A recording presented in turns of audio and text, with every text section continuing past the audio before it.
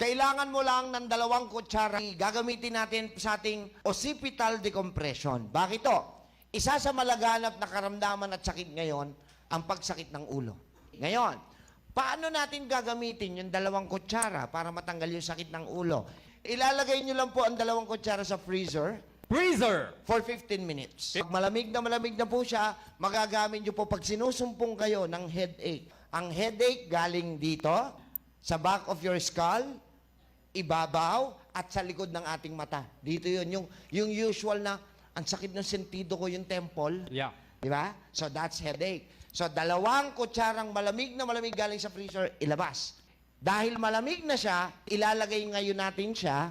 Ilalagay nyo po yung 2 dito sa mismong back, occipital region. Ito po yun, back of your head.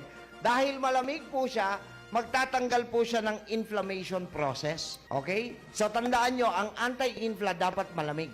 Malamig, i-circular motion mong ganyan.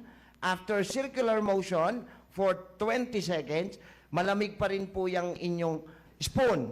So, pag didikitin nyo yung spoon, hahagurin nyo naman pababa. Habang binababa nyo po yan, pati po yung inflammation, doon sa occipital area na nagkukos ng contraction kaya kayo may headache. So, magagamit nyo po ito, libre, tama ba?